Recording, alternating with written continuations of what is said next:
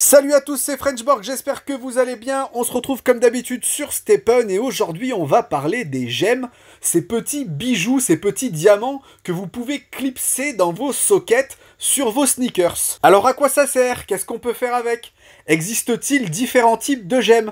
On voit ça ensemble. Tout d'abord, je rappelle qu'il existe deux moyens d'obtenir des gemmes. La première, la plus simple, c'est sur la marketplace et il faudra payer. Et la deuxième, ce sera gratuitement dans les mystery box. Si vous voulez plus de détails sur les mystery box, n'hésitez pas à aller voir le tuto en question. Si vous avez la chance de posséder des gemmes, elles se rangeront dans votre inventaire.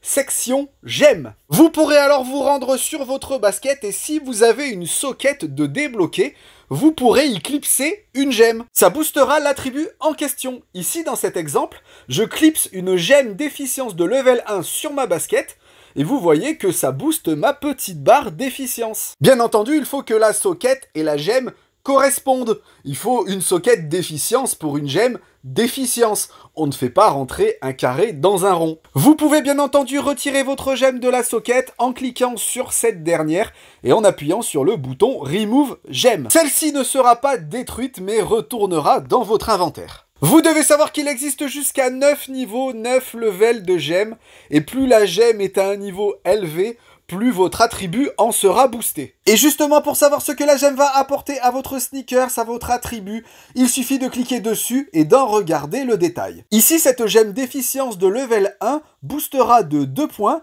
votre attribut efficience. Et dans ce second exemple, cette gemme de level 2 d'efficience boostera de 8 points votre attribut efficience, mais également de 40% vos points de base d'efficience. C'est pour cela que les points de base sur une basket sont très importants. Je rappelle que pour consulter les points de base d'une basket, il suffit de cliquer sur le petit bouton gris « Base ». Alors la gemme booste vos attributs, mais sachez que la gemme peut elle-même être boostée. Si vous découvrez que votre socket, une fois déverrouillée, possède une petite oreille, eh bien sachez que ça ajoutera un petit multiplicateur supplémentaire à votre gemme. Ici, dans cet exemple, la socket de résilience possède une petite oreille. Ça booste alors la gemme de résilience de fois 1,1.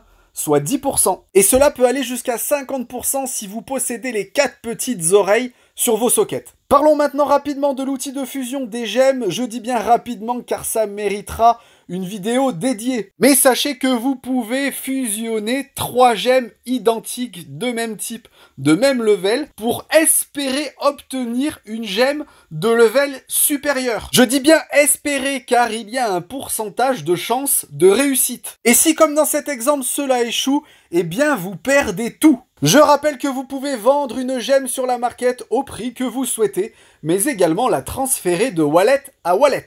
Voilà, cette vidéo est terminée, j'espère qu'elle vous aura plu. Comme d'habitude, n'hésitez pas à vous abonner, à activer la cloche. Vous pouvez également me suivre sur Twitter, @Frenchborg. Et moi, je vous dis à la prochaine. Ciao!